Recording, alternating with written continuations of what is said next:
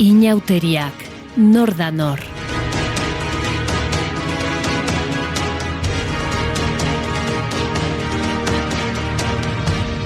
Ziripot.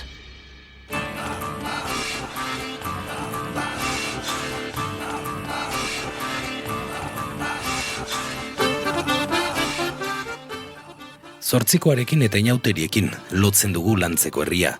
1970ko hamarkadan inauteria berreskuratu zutenetik, Mielo Etxin eta bereziki Txatxoak Euskal Herriko eskola kasik guztietan dira ezagun.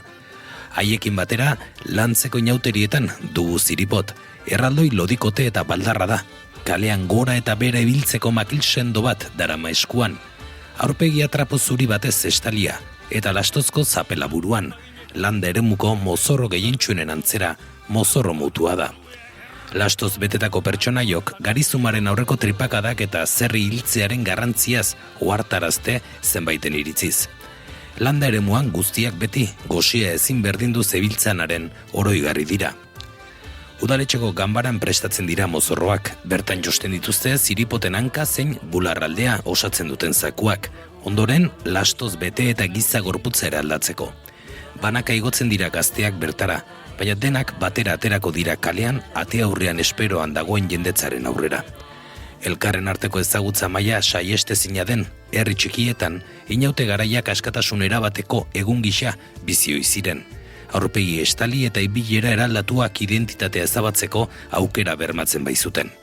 Horretarako ordea isilik egon behar. Musikak bere horretan protagonismo berezi hartzen du testuinguru honetan.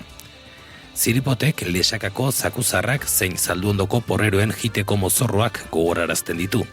Lantzen baina, zaldiko abile eta zirikatzaileak behin eta berriz lurrera botatzen du Ziripot, ferratzaileek zaldiko harrapatu eta ferrak jarriko dizkioten arte. Aldiro Txatxoen laguntzaz zutitu eta aurrera egiten du herriko kaleetan barrena. Astelen eta asteartez ospatzen dute inauteria Lantzen. Gerra ondorenean beste hainbat herritan bezala eten egin zen inauteria, ariketa antropologoen arreta piztu zuten arte. Karo Barojaren lanek egin zuten ezagun 1970ko hamarkadaz geroztik. Euskal Herriko landa eremuko inauterietan ikur bilakatu da Lantzeko inauteria, estalitako aurpegiak, gorpuzkera eraldatua eta mutu diren mozorroak. Denboraz kanpoko simbolikari erreferentzia egiten dioten jantzi eta iruditeriak.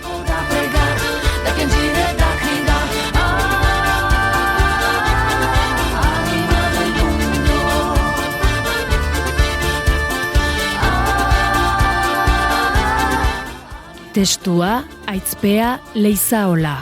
Ilustrazioak Amaia Kajer. Mediabazk eta Naiz Irratia.